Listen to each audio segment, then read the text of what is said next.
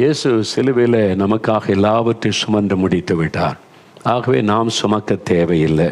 இன்றைக்கி நிறைய பாரத்தை சுமந்து கொண்டு இருக்கிறீங்க, சரீரத்தில் வியாதியை சுமந்து கொண்டு இருக்கிறீங்க, மனதில் துக்கம் கவலைகளை சுமந்து கொண்டு இருக்கிறீங்க. அதை பெற்றுக்கொள்ள நம்ம என்ன செய்யணும்? இப்போ அதை குறித்து உங்களோடு பேசி நான் ஜெபிக்க போகிறேன். நல்ல கவனிங்க. நான் ஊழியத்துக்கு வந்த ஆரம்ப காலத்தில் நான் அந்த ஊழியத்துக்கு ஆயத்தப்பட்டு கொண்டிருந்த சமயம், பைபிள் காலேஜில் படித்து கொண்டு கிராமங்களெல்லாம் போய் சுவிசேஷருடைய புஸ்தகத்தை வாசித்த போது விசுவாசத்தினால்தான் அற்புதம் பெற முடியும், விசுவாசத்தினால்தான் விடுதலை பெற முடியும். இன்றைக்கி அதைத்தான் எல்லாருமே சொல்லுகிறோம், நானும் கூட சொல்லுகிறேன். ஆனால் இப்போ எனக்குள்ள ஒரு கேள்வி, எதை விசுவாசிக்கணும்?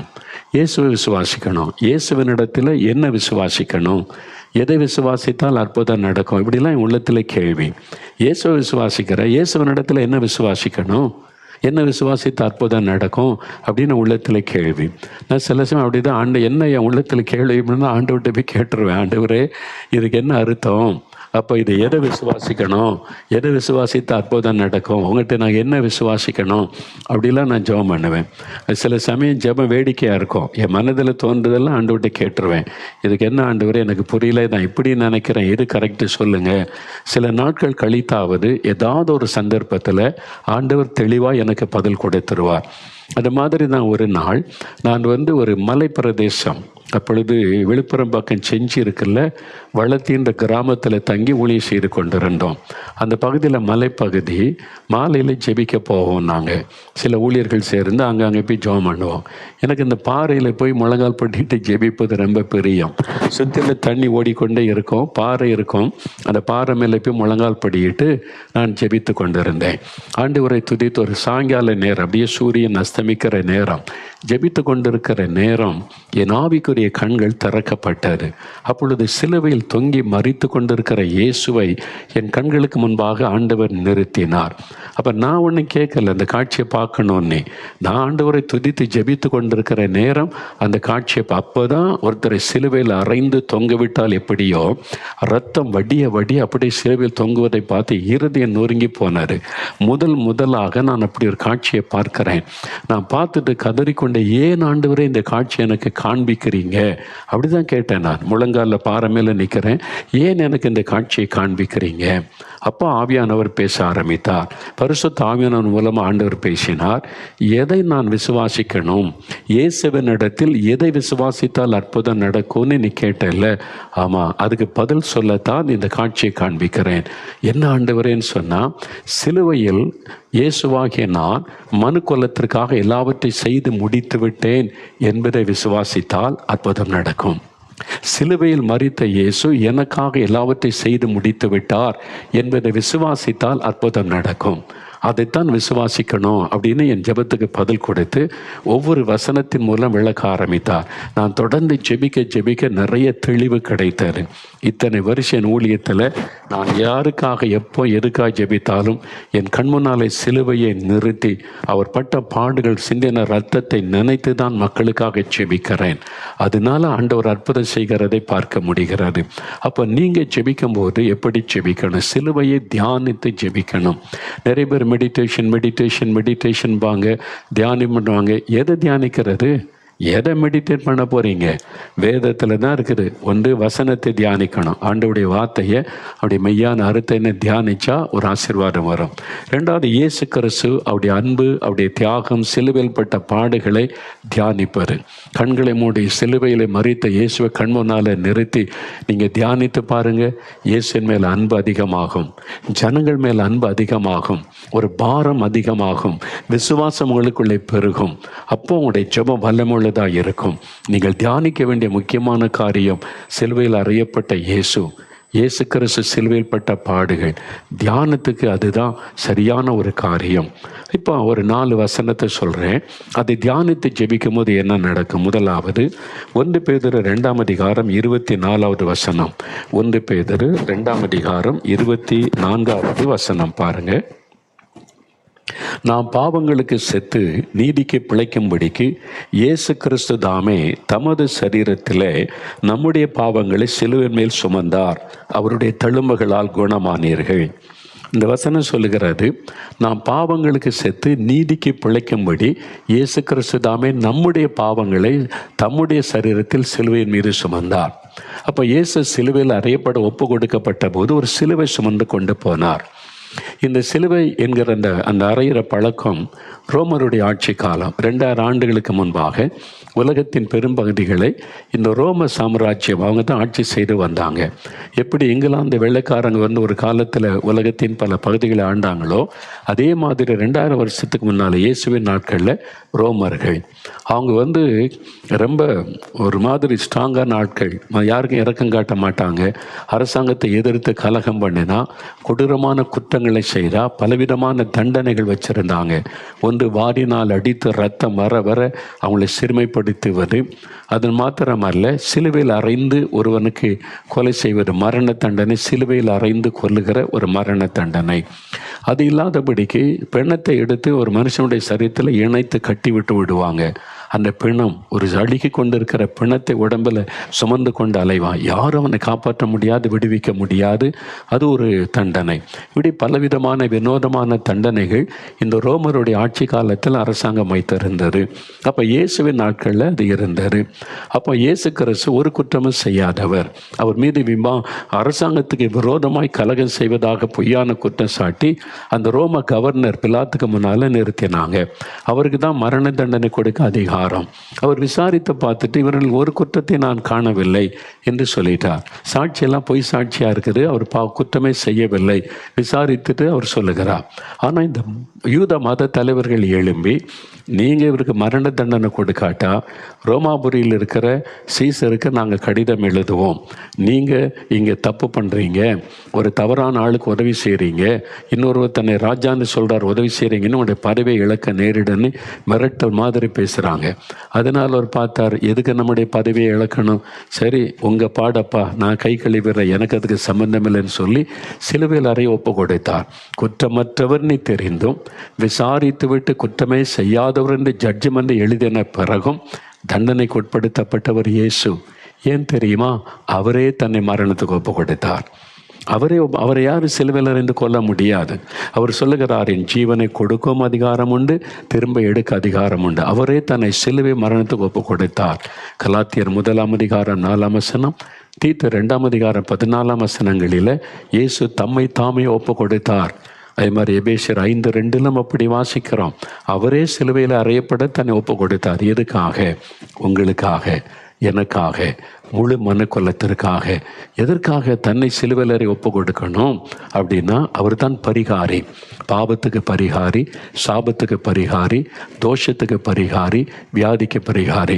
இப்படி ஒன்று வந்துட்டால் பரிகாரம் செய்யணும்னு சொல்கிறாங்கல்ல, வசனத்தில் சொல்லப்படுகிறது இயேசு கிறிஸ்து பரிகாரி, நானே உன் பரிகாரியாக இருக்கிற கர்த்தர்னு சொல்லி இருக்கிறார். அப்போ பரிகாரத்துக்காக பலி செலுத்தப்படணும். அது மூலமாக தான் மக்களுக்கு மீட்பு, ஒரு விடுதலை உண்டாக முடியும். இயேசு கிறிஸ்து தன்னை அந்த பலியாக அர்ப்பணித்து கொண்டார். பரிகார பலியாக தன்னை அர்ப்பணித்து, இந்த மக்களுடைய பாவம் என் மீது வரட்டும், அந்த பாவத்தை நான் சுமக்கிறேன் என்று ஏற்றுக்கொண்டார். அதனால அவர் மீது ஒரு பார சிலுவை வைத்தாங்க. வாரினால் அடித்து அவருடைய முதுகையெல்லாம் கிழித்து சதைகளெல்லாம் கிழிக்கப்பட்ட ரத்தம், அவருடைய தலையிலே முள்முடி சூட்டப்பட்டு முகமெல்லாம் ரத்தம், தலை முதல் கால் வரைக்கும் காயப்படுத்தப்பட்டார். அவர் மீது ஒரு பார சிலுவையை வைத்தாங்க. சுமார் 150 கிலோ எடையுள்ள ஒரு மரச்சிலுவை என்று சொல்லப்படுகிறது. எத்தனை முறை தடுமாறி விழுந்தார், அடித்து இழுத்து கொண்டு போனாங்க. நன்மை செய்த ஆண்டவருக்கு, அற்புதம் செய்த இயேசுவுக்கு, தீமையே செய்யாதவருக்கு அடியும் உதையும் இரத்தம் சிந்துதலும் அதை மகிழ்ச்சியோடு ஏற்றுக்கொண்டார். ஏன் தெரியுமா? இந்த ஜனங்களுடைய பாவம் மன்னிக்கப்பட அவருடைய பாவத்தை நான் சுமக்கிறேன். அப்படிதான் வசனம் சொல்லுகிறாரு. அப்போ இன்றைக்கு உங்களுடைய பிரச்சனை பாவம். பாவம் உங்களுடைய சமாதானத்தை கெடுக்கிறது. பாவம் உங்களை அடிமையாக்கி விட்டது. பாவத்தை விட முடியாமல் தவிக்கிறீங்க. யார் என் பாவத்தை மன்னிப்பார்கள், விடுதலை தருவார்னு ஏங்குறீங்களா?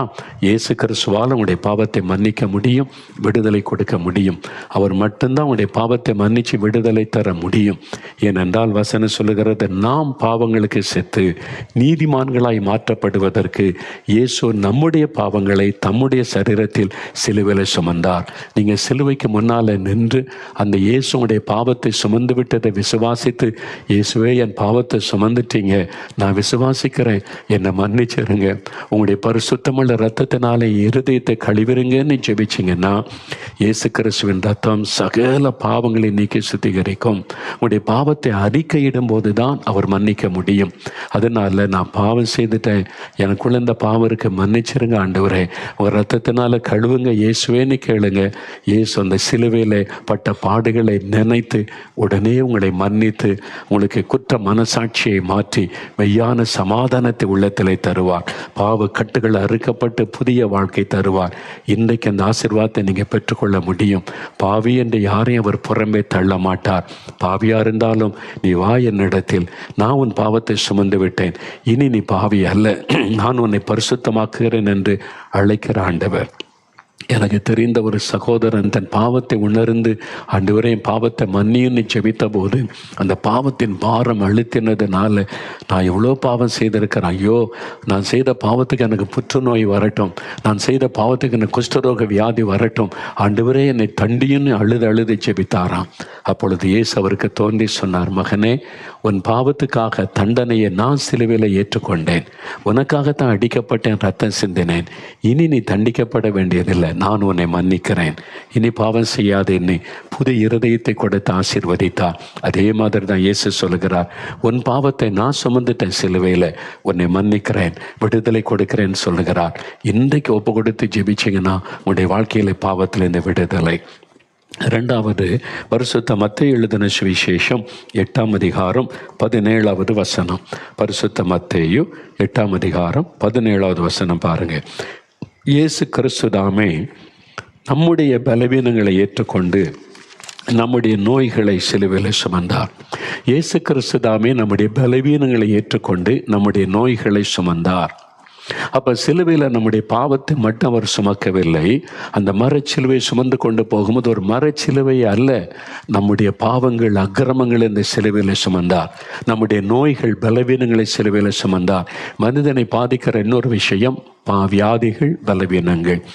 ஏதோ ஒரு வியாதி உங்களை பாதிக்கிறது. கேன்சர் வியாதி, ஆஸ்துமா வியாதி, சிறுநீரக பாதிப்பு, கல்லீரல் பாதிப்பு, நுரையீரல் பாதிப்பு, எலும்புகள் நரம்புகள் பாதிப்பு, ஏதோ ஒரு வியாதி உங்களை வலியை உண்டாக்குது, வேதனை உண்டாக்குது. இல்லை, சிலுவையில் அந்த வலிகளை இயேசு சுமந்தார், அந்த வேதனைகளை இயேசு சுமந்தார். அவர் சிலுவையில் அறையப்படுவதற்கு முன்பாக சரீரத்தை அடித்து கிழித்தார்கள். தலை முதல் கால் வரைக்கும் அவருடைய சரீரம் காயப்படுத்தப்பட்டது. அவருடைய இரத்தத்தின் மூலம் பாவ மன்னிப்பு. அப்படின்னா சிலுவையில் அஞ்சு ரத்த சிந்தனை போதுமே, இல்லை, சரீரம் முழுவதும் காயங்கள். எதற்காக அவர் காயப்படுத்தப்பட்டார், நொறுக்கப்பட்டார்? எதற்காக அவர் தன் சரீரத்தை நொறுக்க ஒப்பு கொடுத்தார்? நம் சரீரத்தில் இருக்கிற வியாதியின் வேதனைகளை மாற்ற, நமக்கு சுகம் கொடுக்க தன் சரீரத்தை நொறுக்க ஒப்பு கொடுத்தார், அடிக்கப்பட ஒப்பு கொடுத்தார், காயப்படுத்தப்பட ஒப்பு கொடுத்தார். அவருடைய தழும்புகளால் குணமாகிறோம். 1 பேதுரு 2:24 சொல்லுகிறது, இயேசுவின் தழும்புகளால் குணமாக. அவருடைய கையில் இப்பவும் அந்த தழும்பு இருக்கிறது. அந்த தழும்புள்ள கரத்தினால தான் தொட்டு குணமாக்குகிறார். ஏன்னா நம்முடைய நோய்களை சுமந்து விட்டார். உங்களுடைய ஆஸ்துமா வியாதி, கேன்சர் வியாதி, ஆர்த்தரைட்டிஸ் வியாதி, சரீரத்தில் இருக்கிற வலிகள், வேதனைகள் எல்லாவற்றையும் அவர் சிலுவையில் சுமந்து விட்டார்.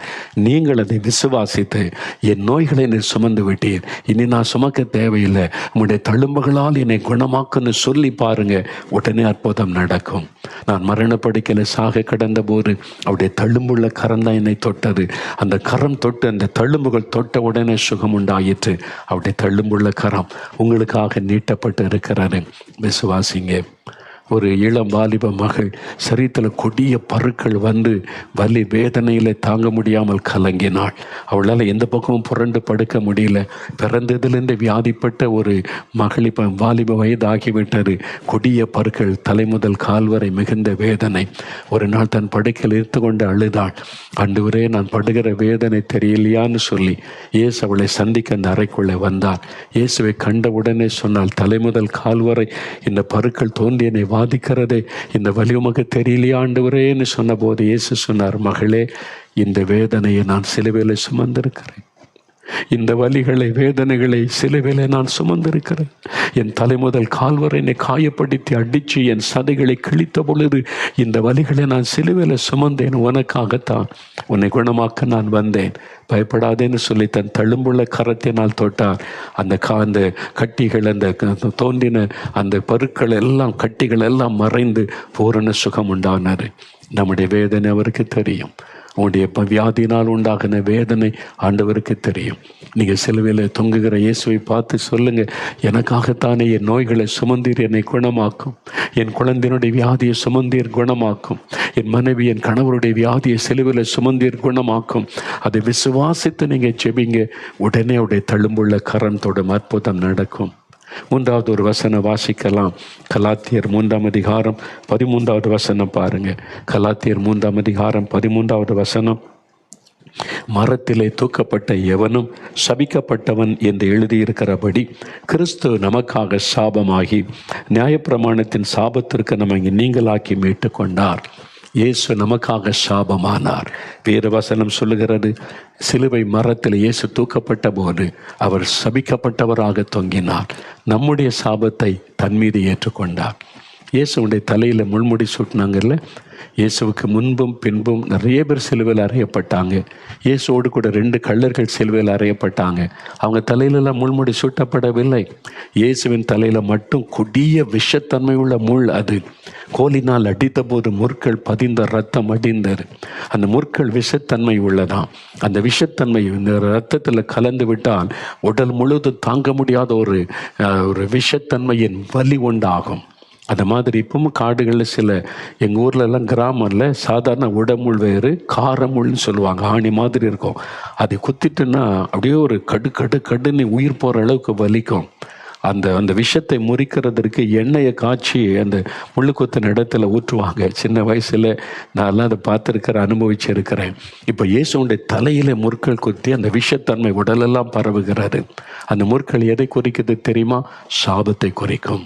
ஆண்டவர் முதலாவது உலகத்தை சிருஷ்டித்த போது ஆதியாகமம் 1-2 அதிகாரங்களில் ஆண்டவர் அழகான உலகத்தை சிருஷ்டித்தார். பல மரங்கள், மலர்கள், மிருகங்கள் எல்லாவற்றையும், உயர்ந்த மலைகள், நீர்வீழ்ச்சிகள், ஆறுகள் எல்லாத்தையும் உண்டாக்கினார். முற்களை உண்டாக்கலை. ஆண்டவர் மூலிகைகளை உண்டாக்கினான்னு பைபிளில் இருக்குது. மூலிகைகள், பொற்பூண்டுகள் இருக்குல்ல, ஹெர்ப்ஸ் ஆங்கிலத்தில், மூலிகைகளை உண்டாக்கினார். மனுஷன் ஆரோக்கியமாக இருக்க முற்கள் உண்டாக்கப்படவே இல்லை. 3ஆம் அதிகாரத்தில் வரும்போது மனிதன் பாவம் செய்தது நிமித்தம் பூமி சபிக்கப்பட்டது. சாபத்தின் நிமித்தமாய் வந்தது தான் முற்கள். அப்போ முற்கள் சாபத்தை குறிக்கும்.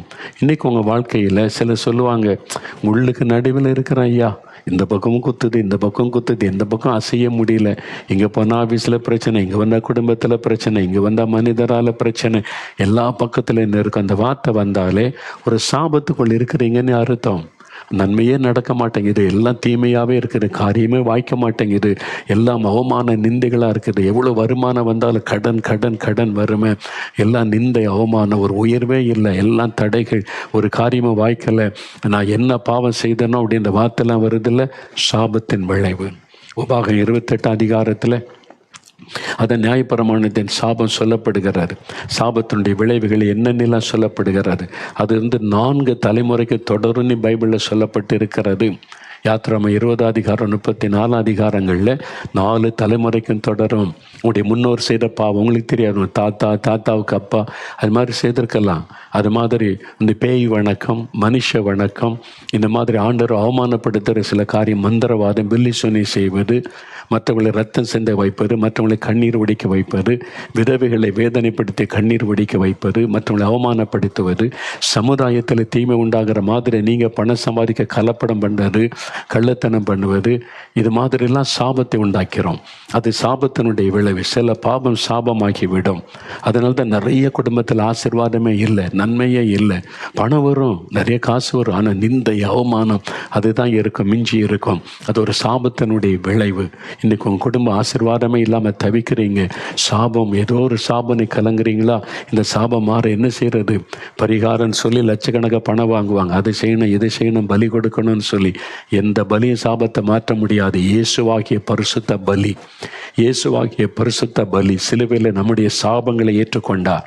இந்த முற்கள் சாபத்தை குறிக்கும்ல, இயேசுடைய தலையில் முள்முடியை வைத்த போது நம்முடைய சாபத்தை தன்னுடைய தலையில் அவர் ஏற்றுக்கொண்டார்.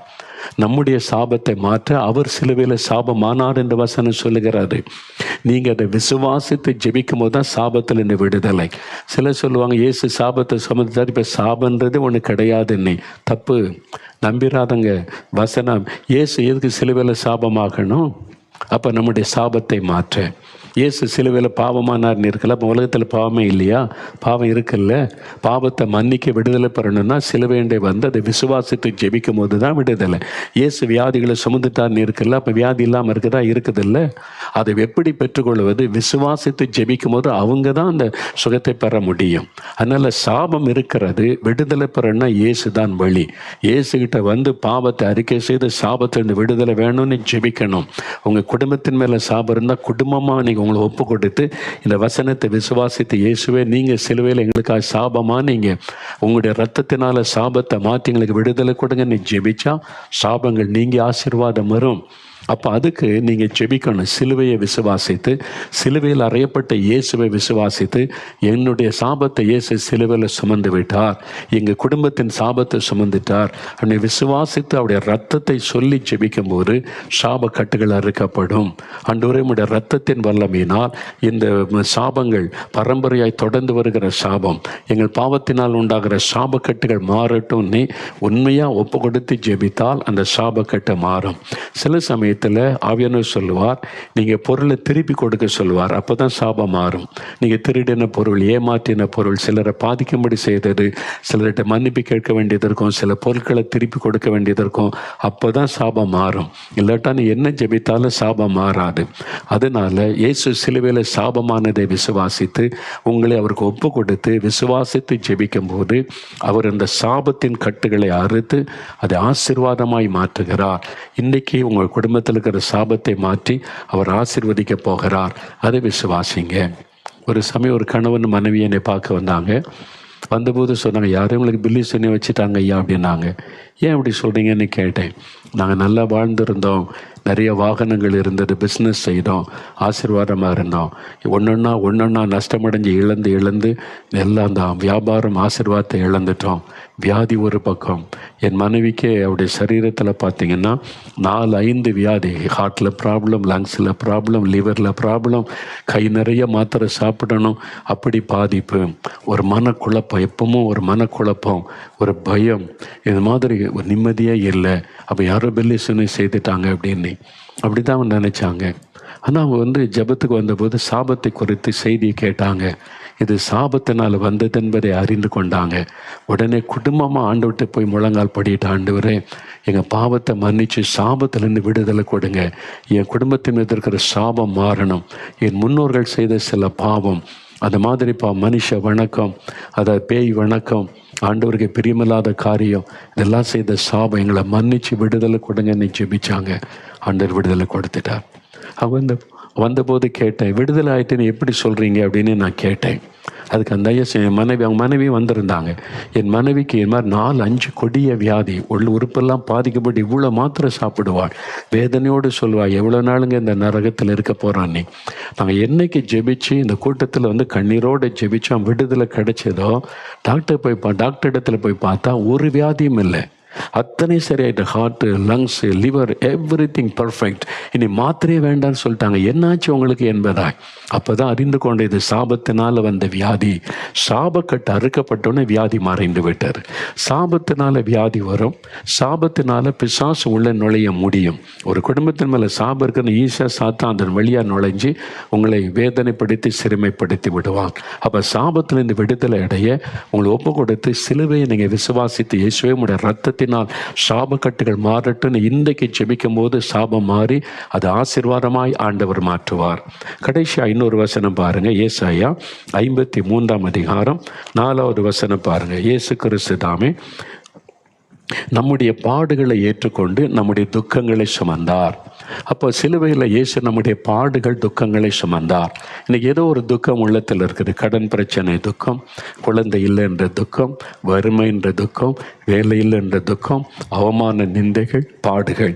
அப்போ இயேசு நம்முடைய பாடுகளை ஏற்றுக்கொண்டார், நம்முடைய துக்கங்களை சுமந்தார். உங்களை துக்கப்படுத்துகிற காரியம் பாடுகள், வேலையில், அவன் வியாபாரத்தில், குடும்பத்தில் பிரச்சனை, ஊழியத்தில் பிரச்சனை, ஒரே பாடுகள் எல்லாத்தையும் சிலுவையில் சுமந்தார்.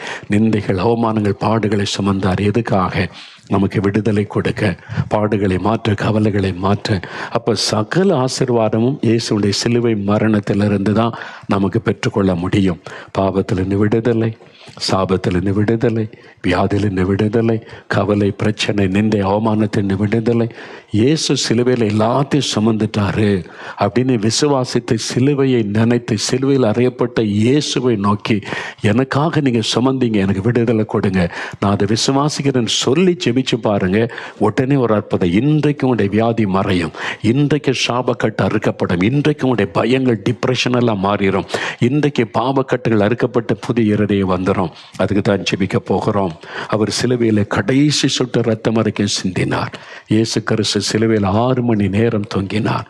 காலை 9 மணிக்கு சிலுவையில் அறையப்பட்டவர் மாலை 3 மணி வரைக்கும் அந்த ரத்தம் வடிந்து வடிந்து வடிந்து கடைசி சொட்ட ரத்தம் வரைக்கும் சிந்திட்டார். எப்படி சொல்கிறீங்க? நான் பொதுவாக ஆரோக்கியமான ஒரு மனிதனை சிலுவையில் அறைந்தால் 11 மணி நேரம் அந்த சிலுவையில் தொங்கி மறிப்பானாம். அவங்க ரத்தம் வடிந்து வடிந்து வடிந்து கொஞ்சம் கொஞ்சமாக இருதய துடிப்பு நின்று அப்படியே மறித்து விடுவான். அவன் மாலைக்குள்ளே மறிக்காவிட்டால், ரோமருக்கு ஒரு பழக்கம், அவங்கள கொன்னுறணும், அன்றைக்கு இரட்டுக்குள்ளே அவங்க மறிச்சிடணும். அதனால கால் எலும்பை முறிப்பாங்களே, என்ன பயங்கர கால் எலும்பை முறித்து அவனை சாக வைப்பாங்க. அப்போ இயேசு கிறிஸ்து 6 மணி நேரம் தான் சிலுவையில் தொங்கினார். பிதாவே உம்முடைய கைகளில் ஆவி ஒப்புவிக்கிறேன்னு அவரே மரணத்துக்கு தன்னை ஒப்பு கொடுத்தார். அவரே மரணத்துக்கு ஒப்பு கொடுத்தார். இவங்களுக்கு ஆச்சரியம், எப்படி இவர் நல்லா 33 வயசு ஆரோக்கியமான சரீரம் எப்படி மறிச்சிருக்க முடியும்? நம்ப முடியலையே. இவர் மறிச்சிட்டாரா, மயக்கத்தில் இருக்கிறாரா பார்க்கணும். ஈட்டியினால் ஒரு போர்ச்சேவகன் இயேசுடைய விழாவில குத்தினான். வசனம் சொல்லுகிறது, ரத்தமும் தண்ணீரும் வெளிவந்தது. அப்போ அந்த ஈட்டி அவருடைய இருதயத்தை போய் தொலைத்தது. அந்த இருதயத்தை தொலைச்ச உடனே கடைசி சுட்ட ரத்தமும் வெளிவந்தது. இதுக்கு மேலே ரத்தமே இல்லை, தண்ணீர் தான் இருக்கிறது. கடைசி சொட்ட ரத்தம் வரைக்கும் மனிதர்களை பாவ சாபத்திலிருந்து விடுதலையாக்கி இயேசு சிலுவையிலே அவர் சிந்தினார். ரத்தம் சிந்துதல் இல்லாமல் பாவமன்னிப்பு உண்டாகாது என்று வேதங்கள் சொல்லுகிறாரு. இயேசுடைய தன்னுடைய பரிசுத்தமுள்ள ரத்தத்தை சிலுவையிலே சிந்தி நமக்காக, உங்களுக்காக தன்னையே பலியாய் கொடுத்தார். அதை விசுவாசித்து இருக்கிற இடத்துல ஜெபிச்சாலே அற்புதம் நடக்கும். இப்போ அந்த இயேசுவை நோக்கி நம்ம ஜெபிக்க போகிறோம். ஆண்டவரிடத்துல ஒரு பாடல் பாடி நாம் ஜெபிக்க போகிறோம். மனதுருகும் தெய்வம் இயேசு நம்முடைய பாவத்தை சுமந்து, சாபத்தை சுமந்து நம்ம மீது மனதுருக்கம் உள்ளவர். முடிஞ்ச அப்படியே முழங்கால் படியிடுங்க. அவருடைய சமூகத்தில் தான் நம்ம நிற்கிறோம். முழங்கால் படியிடுங்க. நான் முழங்கால் படியிட்டு ஜெபிக்க போகிறோம். ஆண்டவருக்கு முன்னால், சிலுவைக்கு முன்னால் முழங்கால் படியிட்டு சிலுவையில் அறையப்பட்ட அந்த இயேசுவை நோக்கி, உங்களுக்காகத்தான் அவர் சிலுவையில் தொங்கினார், உங்களுக்காகத்தான் ரத்தம் சிந்தினார். இந்த உலகத்தில் இருக்கிற அத்தனை பேருக்காகவும், எல்லா மனிதர்களுக்காகவும் அவர் சிலுவையில் ரத்தம் சிந்தினார். உங்களுக்காக பரிகாரியாக எல்லாவற்றையும் சிலுவையில் செய்து முடிக்க தன்னை அர்ப்பணித்து கொண்டவர் இயேசு. உடைய பாவங்களை சுமந்தார், வியாதிகளை சுமந்தார், சாபங்களை சுமந்தார், நிந்தைகளை, அவமானங்களை சுமந்தார். உங்களை ஆசீர்வதிக்க தன்னையே பலியாய் கொடுத்தார். அவரை நோக்கி ஜெபிக்க போகிற ஒவ்வொரு ஆசீர்வாதம், முதலாவது எனக்கு பாவ மன்னிப்பு வேணும், பாவ மன்னிப்பின் சமாதானம் வேணும், பாவத்திலிருந்து எனக்கு ஒரு விடுதலை வேணும். இயேசு என் பாவங்களை சிலுவையிலே சுமந்து விட்டார், எனக்காகத்தான் சிலுவையிலே பலியானார் என்பதை விசுவாசிக்கிறேன் என்கிறவர்கள் உடைய இருதயத்தில் கை வைத்து ஒரு 2 நிமிடம் ஜெபம் பண்ணுங்க. தன் பாவத்தை மறைக்கிறவன் வாழ்வடைய மாட்டான், அவைகளை அறிக்கை செய்து விட்டு விடுகிறவன் இரக்கம் பெறுவான். இயேசுவே, என் பாவங்களை சிலுவையில் சுமந்தீங்க, எனக்காக சிலுவையில் ரத்தம் சிந்தினீங்க, என் பாவத்தை மன்னிக்க, எனக்கு சமாதானம் கொடுக்க உங்களை சிலுவையில் அறைய ஒப்பு கொடுத்தீங்க. எனக்காக சிந்தப்பட்ட அந்த ரத்தத்தினால என் இருதயத்தை கழுவுங்க, என் பாவங்களை மன்னிங்க, என் பாவங்களை மன்னிங்க. இயேசுவே, ரத்தத்தினால என் இருதயத்தை கழுவுங்க. உங்க ரத்தத்தின் வல்லமையினாலே இந்த பாவத்தில் இந்த விடுதலை கொடுங்க. என்னால் இந்த பாவத்தை விட முடியலை. மதுபானத்தை, போதை வஸ்துகளை, சீட்டாட்டத்தை, சூதாட்டத்தை விட முடியல. விபச்சாரம், மேசித்தனம், அசுத்தங்கள், இந்த அடிமைத்தனத்தில் விடுதலை பெற முடியல. இயேசுவே, இயேசுவே மன்னியும், விடுதலை தாரும். ஜெபிங்க, ஜெபிங்க. வாலிப தம்பி ஜெபம் பண்ணுங்க. வாலிப மகளே ஜெபம் பண்ணுங்க. அருமையான தகப்பனை, தாயை ஜெபம் பண்ணுங்க. இயேசுவே, உம்முடைய இரத்தத்தினால் என்னை கழுவும். இயேசுவே, என்னை மன்னியும். எனக்காக சிலுவை சுமந்தீங்களே, என் பாவத்தை எல்லாம் ஏற்றுக்கொண்டீங்களே, என்னை மன்னித்து விடுதலை கொடுங்க. நீ ஜெபிங்க, ஜெபிங்க, ஜெபிங்க. நீங்கள் ஜெபிக்க ஜெபிக்க இயேசுவின் ரத்தத்தின் வல்லமை உங்களுக்குள் இறங்குகிறது. இயேசு கிறிஸ்துவின் ரத்தம் சகல பாவங்களை நீக்கி சுத்திகரிக்கும். அவருடைய ரத்தத்தின் வல்லமை உங்களுக்குள் இறங்குகிறது. உங்களுடைய இருதயம் கழுவப்படுகிறதை உணர முடிகிறது. உங்களுக்குள் இருக்கிற பாவத்தின் பாரம், உங்களுடைய உள்ளத்தின் சமாதானத்தை கெடுத்து அழித்து கொண்ட இந்த பாரம் உங்களை விட்டு விலகுகிறது. இயேசு கிறிஸ்துவின் ரத்தத்தினால் உங்களுடைய இருதயம் கழுவப்படுகிறதுனால அந்த பாரம் விலகுகிறது. ஒரு பெரிய சமாதானம் வருகிறது. இப்போ உங்களை உள்ளத்தில் கை வைத்து, இயேசுவே என்னை மன்னித்ததற்காய் ஸ்தோத்திரம், உங்க ரத்தத்தினால என்னை கழுவினதற்காய் ஸ்தோத்திரம். வாய் திறந்து சொல்லுங்க, இயேசுவே என்னை ரத்தத்தினால கழுவி விட்டீர், மன்னித்து விட்டீர், உமக்கு ஸ்தோத்திரம். ஆண்டவரை துதிங்க, துதிங்க. வாய் திறந்து ஆண்டவரை துதிங்க. அகஸ்டீன் என்கிற ஒரு வாலிப தம்பி பாவத்தில் சிக்கொண்டு சமாதானத்தை இழந்து நீ இந்த நாளிலே ஜெபிக்கிறாய் அல்லவா? இயேசுடைய ரத்தம் உன் இருதயத்தை கழுவி சுத்திகரிக்கிறது.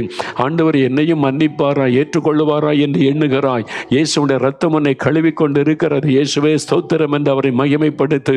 புது இருதயத்தை ஆண்டவர் உனக்கு தருகிறார். இயேசுவே உமக்கு நன்றி, உமக்கு ஸ்தோத்திரம் என்று ஆண்டவரை மகிமைப்படுத்தி இப்பொழுதே ஆண்டவருடைய ரத்தத்தின் வல்லமை உனக்குள் இறங்கி கொண்டு இருக்கிறது. ஆண்டவருக்கு ஸ்தோத்திரம் என்று சொல். இப்பொழுதே ஆண்டவர் அப்படி செய்கிறதற்காக உமக்கு ஸ்தோத்திரம், உமக்கு நன்றி, உமக்கு நன்றி, உமக்கு நன்றி.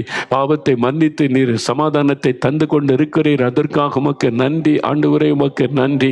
Thank you Lord. சரளா என்கிற ஒரு மகள், சரளா, உங்களுடைய பெயர் ஆண்டவரிடத்தில் கண்ணீரோடு ஜெபிக்கிறீங்க. இந்த பாவத்தை விட முடியல, விடுதலை வேணும், இயேசுவை மன்னி விடுதலை தாரும் நீ ஜெபிக்கிறீங்க. சரளா, இயேசுடைய ரத்தத்தின் வல்லமை உங்கள் மீது இறங்குகிறது. பாவத்தின் பாரம் மாறுகிறது. விடுதலை இயேசுவின் நாமத்தில் உண்டாகிறது. ஆண்டவருக்கு நன்றி சொல்லுங்க. சரவணன், இயேசு கிறிஸ்துவின் ரத்தம் உங்களை கழுவி சுத்திகரித்து கொண்டு இருக்கிறது. பாவத்தின் பாரம் அழித்து நிம்மதி இல்லாமல் மனசாட்சியிலே பாதிக்கப்பட்டு உங்களுடைய உள்ளத்தில் சமாதானமின்றி பல வருடமாய் தவித்தீங்க. இயேசு கிறிஸ்துவின் ரத்தத்தை உங்களை கழுவுகிறது. உங்களுடைய ஜெபம் கேட்கப்பட்டது. புது இருதயத்தை இயேசு தருகிறார். இயேசுவுக்கு ஸ்தோத்திரம். என் ஆண்டவரை மகிமைப்படுத்துங்கள். இப்பொழுது ஆண்டவரே உம்முடைய ரத்தம் கழுவட்டும். பாவத்துக்காக உணர்ந்து மனம் திரும்புகிற ஒவ்வொருவரையும் மன்னித்து ரட்சித்து சுத்திகரித்து மாற்றத்தை உண்டாக்கி அருளும். கர்த்தர் அப்படி செய்கிறதற்காக நன்றி, நன்றி, நன்றி. அடுத்து வியாதி உள்ளவர்கள் வியாதி உள்ள இடத்துல கை வைங்க. இயேசு கிறிஸ்து நம்முடைய நோய்களை ஏற்றுக்கொண்டு பலவீனங்களை சிலுவையில் சுமந்தார். அவருடைய தழும்புகளால் குணமாகிறோம் என்று வாசிக்கிறோம். அதை விசுவாசிங்க. இயேசுவே இந்த என் வியாதியை சிலுவையில் சுமந்து விட்டீர், இந்த நோய்களை சிலுவையில் சுமந்து விட்டீர். இப்போ உம்முடைய தழும்புகளால் நான் குணமாகிறேன், இயேசுவின் தழும்புகளால் குணமாகிறேன். அப்படி சொல்லுங்க. இருதயத்தில் கை வைத்து வியாதி உள்ள இடத்துல கை வைத்து, இயேசுவே என் நோய்களை சிலுவையில் சுமந்து விட்டீர், உம்முடைய தழும்புகளால் நான் குணமாகிறேன். வாய் திறந்து சொல்லுங்க. இயேசுவின் தழும்புகளால் என் இருதயம் சுகமாகிறது. இயேசுவின் தழும்புகளால் இந்த கேன்சர் மறைகிறது, ஆஸ்துமா மறைகிறது, என் சிறுநீரகம் சுகம் அடைகிறது, எலும்புகள் நரம்புகள் சுகம் அடைகிறது. இயேசுவின் தழும்புகளால் நான் குணமாகிறேன். வாய் திறந்து சொல்லுங்க. விசுவாசத்தோடு சொல்லுங்க. இயேசுடைய நோய்களை சுமந்து விட்டார், பலவீனங்களை சுமந்து விட்டார். இன்றைக்கு உங்களுக்கு சுகம் விடுதலை உண்டாகி கொண்டு இருக்கிறது. இயேசுவே ஸ்தோத்திரம். உம்முடைய தழும்புகளால் நான் குணமாகிறதற்காய் ஸ்தோத்திரம் என்று ஆண்டவரை மகிமைப்படுத்துங்க. ஆண்டவருடைய தழும்புள்ள கரம் உங்களை தொடுகிறது. இயேசுவே நம்முடைய தழும்புகளால் என்னை தொட்டு குணமாக்குகிறீர். நான் சுகத்தை பெற்றுக்கொள்கிறேன் இயேசுவின் நாமத்தில். எனக்காக மரித்து உயிர்த்தெழுந்த இயேசுவின் நாமத்தில் பெற்றுக்கொள்கிறேன். வாய் திறந்து சொல்லுங்க. இயேசுவின் நாமத்தில் சுகம், இயேசுவின் நாமத்தில் விடுதலை. இப்பொழுது இந்த விடுதலை உண்டாக்கி கொண்டு இருக்கிறது. புஷ்பராணி என்கிற ஒரு மகளை ஆண்டவர் தொட்டு குணமாக்குகிறார். உன் சருமத்தில் உண்டாயிருக்கிற நோய் உன்னுடைய சருமத்தை பாதித்து பலத்த ஒரு துக்கத்தையும் ஒரு வாதையை போல உன்னை வாதித்து கொண்டு இருக்கிறது. அது சாப கட்டு அறுக்கப்படுகிறது இயேசுவின் நாமத்தில். உன் குடும்பத்தில் பலருக்கு அந்த நோயினாலே பாதிப்பு, இப்போ இயேசுவின் இரத்தத்தின் வல்லமையினால் அந்த சாப கட்டு அறுக்கப்பட்டு வியாதி மறைகிறது. இயேசுவே ஸ்தோத்திரம். இந்த ஆண்டவரை மகிமைப்படுத்த மகளை விடுதலை பெற்றுக்கொள்கிறாய். மஞ்சுளா, மஞ்சு என்று அழைக்கப்படுகிற மஞ்சுளா, இதோ இயேசு கிறிஸ்துவுடைய சுகமளிக்கிற வல்லமை உடைய கர்ப்பப்பையில் இறங்குகிறது. கர்ப்பப்பையில் இறங்குகிறது. இந்த வலி மறைகிறது. இயேசுவின் நாமத்தில் சுகம் உண்டாகிறது. கட்டி மறைகிறது. ஜெபம் கேட்கப்பட்டது. இயேசுவின் தழும்புகளால் குணமாகிறீர்கள். இயேசுவை விசுவாசித்தபடினால் உங்களுக்கு சுகம். இயேசுவின் நாமத்தில் இயேசுவை ஸ்தோத்திரம் என்று மகிமைப்படுத்துங்கள். இப்பொழுது கிரிஜா என்கிற மகள், ஆண்டவருடைய கரம் உன்னை தொடுகிறது மகளே. எலும்புகளிலே வலிகளோடு ஜாய்ந்தாக வலி. இயேசுவே என் பாவத்தை மன்னித்து சுகமாக்குங்க. உங்க தழும்புள்ள கரத்தினாலே தொடுங்க. என் நோயை சுமந்தீங்களே, சொடுங்க. நீ ஜெபிக்கிற மகளை சுகத்தை பெற்றுக்கொள்கிறாய். இயேசுவின் நாமத்தில் சுகம். இயேசுவுக்கு நன்றி, இயேசுவுக்கு ஸ்தோத்திரம் என்று ஆண்டவரை மகிமைப்படுத்துங்கள். இப்பொழுது ஷீலா என்கிற ஒரு மகளை ஆண்டவர் தொடுகிறார். உன்னுடைய பிரச்சனை, உன்னுடைய தலைப்பகுதிக்குள்ளே உண்டாகிற குடைச்சலும் வலியும் வேதனையும், அதோ வெளியே சொல்ல முடியாத அளவுக்கு சில வேதனை சரீரத்தில் அந்த தலைப்பகுதியில் உண்டாகிறது. இயேசுவின் தழும்புகளால் சுகம். அவர் முள்முடியை ஏற்றுக்கொண்டு வலிகளை சுமந்து விட்டார். இன்றைக்கு உனக்கு விடுதலை மகளே. இயேசுவுக்கு ஸ்தோத்திரம் என்று ஆண்டவரை மகிமைப்படுத்துங்கள். இப்பொழுது இயேசுவுக்கு நன்றி சொல்லுங்கள். இப்பொழுது நன்றி ஆண்டவரே என்று சொல்லுங்க. Thank you Jesus. உமக்கு நன்றி. கொடுக்கிற விடுதலைக்காக, சுகத்திற்காக நன்றி. ரதி என்கிற ஒரு மகளை ஆண்டவர் தொடுகிறார். உங்களுடைய முழு பெயர் வேற, ஆனால் ரதி என்று அழைக்கப்படுகிறீர்கள். ஆண்டவருடைய வல்லமை தொடுகிறது. இயேசுவே என் பாவத்தை மன்னித்து குணமாக்கும். என்னால் வேதனை தாங்க முடியலை. நீங்கள் சிலுவையில் சுமந்தீங்களை குணமாக்க நீ ஜெபிக்கிறதுனால இயேசு மனம் இறங்கி மன்னித்து குணமாக்குகிறார். இனி பாவம் செய்யாதே மகளே என்று ஆண்டவர் உங்களுக்கு சொல்லுகிறார். இயேசுவுக்கு ஸ்தோத்திரம். இந்த ஆண்டவரை துதியுங்கள். இப்பொழுது ஆண்டவருடைய வல்லமை தொடுகிறது. சுகம் உண்டாகிறதற்காக நன்றி. வியாதியினால் வேதனைப்படுகிற ஒவ்வொருவரையும் உடைய தழும்புள்ள கரம் தொடட்டும். உடைய தழும்புகளால் குணமாகிறோம். எல்லாரும் ஜெபிங்க. இயேசுவின் தழும்புகளால் குணமாகிறேன். உடைய தழும்புள்ள கரம் என்னை தொடட்டும். குழந்தையை தொடட்டு ஆண்டவரேன்னு சொல்லுங்க. நடக்க முடியாத குழந்தைக்காக ஒரு தாய் கண்ணீரோடு காலை பிடித்து கொண்டு ஜெபிக்கிறீங்க. அந்த குழந்தையினுடைய கால்களுக்குள் இயேசுடைய வல்லமை இறங்குகிறது. இயேசுவின் கால்களிலிருந்து வடிந்த இரத்தத்தின் வல்லமை உங்களுடைய குழந்தையின் கால்களுக்குள் இறங்குகிறது. அந்த எலும்புகளுக்குள்ள சுகம் வருகிறது. அந்த குழந்தை நடந்து இயேசுவை மகிமைப்படுத்த போகிறது. இந்த நாள் முதல் மாற்றத்தை காண்பீங்க. ஆண்டவர் தொட்டதுக்காக ஸ்தோத்திரம் சொல்லுங்க. ஆண்டவருக்கு நன்றின்னு சொல்லுங்க. இப்பொழுது அநேகருடைய சரீரத்தில் இருக்கிற வலிகள் மறைகிறது. இயேசு சிலுவையிலே வலிகளை சுமந்தார். உங்களுடைய வயிற்று வலி, நெஞ்சு பகுதியில் இருக்கிற வலி, குடல் பகுதியில் இருக்கிற எரிச்சல், காந்தல் மறைகிறது. ஜாயிண்டுகள் இருக்கிற வலி, எலும்புகள் இருக்கிற வலிகள் எல்லாம் விலகுகிறது இயேசுவின் நாமத்தில். கண் வலியோட ஜெபிக்கிற சகோதரி உங்களுக்கு விடுதலை இயேசுவின் நாமத்தில். இயேசுவுக்கு ஸ்தோத்திரம். வாய் திறந்து சொல்லுங்க. வலிகளை எடுத்து போடுகிறதற்காய் ஸ்தோத்திரம். தழும்புகளால் சுகம் உண்டாகிறது. இயேசுவை நான் சுகத்தை பெற்றுக்கொள்கிறேன் இயேசுவின் நாமத்தில். அநேகர் சுகம் அடைகிறதற்காக நன்றி ஆண்டவரே. உமக்கு ஸ்தோத்திரம். அல்சர் வியாதி மறைகிறதற்காக நன்றி ஆண்டவரே. Thank you Lord. உமக்கு நன்றி செலுத்துகிறோம். பைல்ஸ் வியாதி இயேசுவின் நாமத்தில் அந்த வாதை ஒழிகிறதற்காக ஸ்தோத்திரம் இயேசுவின் நாமத்தில். ஆமேன். அடுத்து அவர் நமக்காக சிலுவையில் சாபமானார் என்று வசனம் சொல்லுகிறது. சாபத்திலிருந்து எனக்கு விடுதலை வேணும். அப்படி செபிங்க. சாபம் இருதயத்தில் கை வைத்து எங்கள் குடும்பத்தின் மீது இருக்கிற சாபங்கள் மாறட்டும். இயேசுவே நீங்கள் சிலுவையில் எனக்காக எங்களுக்காக சாபமானீர். என் குடும்பத்தின் மீது இருக்கிற சாபங்கள் மாறணும். பரம்பரையாய் தொடர்ந்து வரக்கூடிய சாப கட்டுகள் மாறணும். இயேசுவின் இரத்தத்தின் வல்லமையினால் சாபங்கள் மாறட்டும். இயேசுவின் இரத்தத்தின் வல்லமையினால் சாப கட்டுகள் அறுக்கப்படட்டும். இயேசுவின் இரத்தத்தின் வல்லமையினால் பரம்பரை சாபங்கள் மாறட்டும். இந்த பாவத்தினால் உண்டான சாபங்கள் மாறட்டும். அப்படி சொல்லி ஜெபிங்க. சொல்லுங்க வாய் திறந்து. என் குழந்தை மேல வந்திருக்கிற சாப கிரியை அழிக்கப்படட்டும். எங்கள் குடும்பத்தை தொடர்கிற சாபத்தின் வல்லமை இயேசுவின் நாமத்தில் அழிக்கப்படட்டும். இயேசுவின் இரத்தத்தின் வல்லமையினால் சாபங்கள் நீங்கட்டும். நீங்க ஜெபிக்க ஜெபிக்க உங்களுக்கு விடுதலை. சாபத்தில் இந்த விடுதலை. சாப கட்டுகள் அறுக்கப்பட்டு கொண்டு இருக்கிறது. இயேசுவுக்கு ஸ்தோத்திரம் என்று ஆண்டவரை மகிமைப்படுத்துங்கள். இப்பொழுது விடுதலை. சுதர்சன் என்கிற ஒரு சகோதரர் ஜெபிக்கிறீங்க. உங்க குடும்பத்தில் இருக்கிற சாபங்கள் மாறணும்னு ஜெபிக்கிறீங்க. ஆண்டவர் ஜெபத்தை கேட்டார். இயேசுவின் இரத்தத்தின் வல்லமையினால் சாப கட்டுகள் அறுக்கப்படுகிறதுனால இனி நன்மையான ஆசீர்வாதம் உண்டாகிறது. தடைகள் மாறுகிறது. இயேசுவுக்கு ஸ்தோத்திரம்னு சொல்லுங்கள். இப்பொழுதே ஆறுமுகம் ஆண்டவர் உங்களுடைய ஜெபத்தை கேட்டார். என் மீதும் என் குடும்பத்தின் மீது இருக்கிற சாபங்கள் மாறணும். சாபம் எனக்கு இருக்கிறது என்று சொல்லி இருக்கிறாங்க. ஆண்டவரே இந்த சாபங்கள் இயேசுவின் நாமத்தில் மாறட்டும். நீங்க ஜெபிக்க ஜெபிக்க அந்த சாப கட்டு அறுக்கப்படுகிறது. இருக்கிறது. ஒரே விதமான வியாதி உங்கள் குடும்பத்தில் சிலரை தாக்கி இருக்கிறது. அது பரம்பரையாய் தொடர்ந்து வரக்கூடிய வியாதி. இன்றைக்கு அதை ஆண்டவர் எடுத்து போடுகிறார். அதுதான் உங்களுக்கு அடையாளம். சாபத்தை இயேசு மாற்றினார் என்பதற்கு அந்த சுகத்தை பெற்றுக்கொள்கிறீங்க. இயேசுவுக்கு ஸ்தோத்திரம். இயேசுவை மகிமைப்படுத்துங்கள் இப்பொழுது. தேங்க்யூ லார்ட், உமக்கு நன்றி. தேங்க்யூ லார்ட், நீர் கொடுக்கிற விடுதலைக்காக ஆண்டவரே, சாப கட்டுகள் அறுக்கப்படுகிறதற்காக உமக்கு ஸ்தோத்திரம். வாய் திறந்து ஆண்டவரை துதித்து மகிமைப்படுத்துங்க. ரஞ்சனி என்கிற மகள் குடும்பத்தின் மீது இருக்கிற சாபங்கள் மாற கண்ணீரோட செபிக்கிறீங்க. உங்களுடைய கண்ணீரின் நிமித்தம் சாபக்கட்டு அறுக்கப்படுகிறது. விடுதலை ரஞ்சனி. இயேசுவுக்கு நன்றி. நீ வாய் திறந்து சொல்லுங்க. இப்பொழுது விடுதலை பெற்றுக்கொள்ளுகிறீங்க. சரோஜினி, ஆண்டவருடைய கரமுடைய ஜபத்தை கேட்டு விடுதலை தருகிறது. சாபத்தின் கிரியைகள் அழிக்கப்பட்டு ஒரு விடுதலை. இயேசுவின் நாமத்தில் விடுதலை பெற்றுக்கொள்ளுகிறீங்க. ஆண்டவருக்கு நன்றி சொல்லுங்கள் இப்பொழுதே. உமக்கு நன்றி ஆண்டவரே, நன்றி. தர்ஷனி என்கிற மகள், இரவு நேரம் பயப்படுத்துகிற ஆவி உங்களை கொல்லும்படி போராடுகிறது. மரண பயம், அது வெளியே சொல்லவும் பயப்படுகிறீங்க. சாபத்தின் நிமித்தம் அந்த ஆவி உங்களுக்கு விரோதமாய் போராடுகிறது. இயேசுவே சாபத்தை மாற்றும், இயேசுவே பாவத்தை மன்னின்னு ஜெபிங்க. இயேசுன்ற பெயரை சொல்லுங்க. இப்போ அந்த சாபத்தில் கிரியைச்சுகிற ஆவி விலகுகிறது.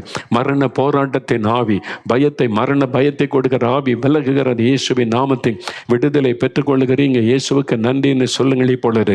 கர்த்தருடைய கரம் தொடுகிறதற்காக, விடுதலைக்காக நன்றி. கலாவதி என்கிற மகள், ஆண்டவருடைய வல்லமை தொடுகிறது. மகளே, உன் ஜெபம் கேட்கப்பட்டது. உன் கண்ணீரை கண்டு உன் குடும்பத்தின் மீது இருக்கிற சாப கிரியைகள் அழிக்கப்படுகிறது. வீட்டுக்குள்ள ஒரு சமாதானம் இல்லை, நிம்மதி இல்லை, ஆசீர்வாதம் இல்லை, எப்பொழுதும் குழப்பம், நிம்மதியே இல்லை. இன்றைக்கு உங்க வீட்டுக்குள்ள ஒரு ஆவிக்குரிய மாற்றத்தை இயேசு உண்டாக்குகிறார். அவருடைய ரத்தத்தின் வல்லமினால் விடுதலை. இயேசுவுக்கு நன்றின்னு சொல்லுங்கள் இப்பொழுது.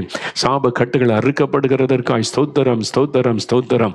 அப்படியே பிரச்சனை, கவலை, கண்ணீர், பாடுகள், இயேசு கிறிஸ்துவினுடைய வார்த்தை சொல்லுகிறது. இயேசு நம்முடைய பாடுகளை ஏற்றுக்கொண்ட துக்கங்களை சுமந்தார். குழந்தை இல்லை என்ற துக்கம், கடன் பிரச்சனை என்ற துக்கம், வேலை இல்லை என்ற துக்கம், நிந்தைகள், அவமானங்கள் எல்லாவற்றையும் சிலுவையில் சுமந்தார். உங்களுடைய இருதயத்தில் கை வைங்க.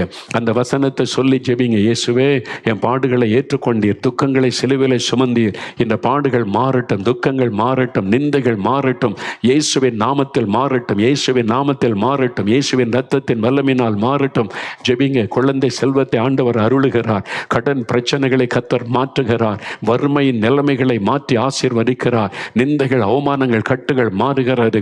வேலை இல்லை என்கிற பிரச்சனை நீங்கி வருமானத்துக்கு வழி திறக்கப்படுகிறது. கடன் பிரச்சனை மாறுகிறது. இயேசுவின் நாமத்தில் சொல்லுங்க. இயேசுவின் நாமத்தில் என்னுடைய நிந்தை, அவமான, பாடுகள் நீங்கட்டும். சிலுவையில் என் பாடுகளை சுமந்தீரே, நிந்தைகளை சுமந்தீரே. இயேசுவின் நாமத்தில் விடுதலை, இயேசுவின் நாமத்தில் விடுதலை நான் விசுவாசிக்கிறேன் சொல்லுங்க. ஆண்டவருடைய வல்லமை இறங்குகிறது. விடுதலை. இயேசுவுக்கு ஸ்தோத்திரம் உண்டாகட்டும்.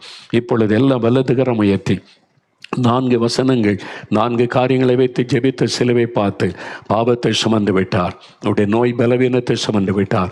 சாபங்களை சுமந்து முடித்து விட்டார். பாடுகள், நிந்தை, அவமானத்தை சுமந்து முடித்து விட்டார். உங்கள் குடும்பத்தில் இருக்கிற எதுவாக இருந்தாலும் பிரச்சனை, அதெல்லாம் இயேசுவின் ரத்தத்தினால் மாறுகிறது. இப்போ கரமையத்தை ஸ்தோத்திரம் பண்ணுங்க. இயேசுவே, உடைய ரத்தத்தின் வல்லமையினால் எங்களுக்கு விடுதலை தந்ததற்காய் ஸ்தோத்திரம், மாற்றத்தை உண்டாக்கினதற்காய் ஸ்தோத்திரம். ஆசீர்வாதத்தை நான் பெற்றுக்கொண்டேன் என்று விசுவாசிக்கிறேன். இன்று முதல் மாற்றத்தை பார்க்க போகிறேன். இப்பொழுதே மாற்றம் எனக்குள் வந்துவிட்டதற்காய் ஸ்தோத்திரம். இயேசு கிறிஸ்துவின் நாமத்தில் ஜெபிக்கிறோம். ஆமேன். உட்காருங்க. ஒரே ஒரு நிமிஷம்.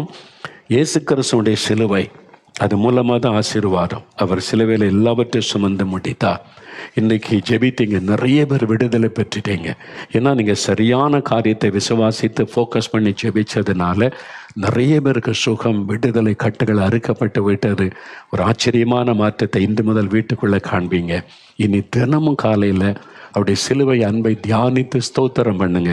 ஆண்டவரே, என்னுடைய பாவங்கள், அக்கிரமங்களை சுமந்து தீர்த்தீர், அதற்காக ஸ்தோத்திரம். அதனால நான் நீதிமானாக்கப்பட்டேன், ஸ்தோத்திரம்.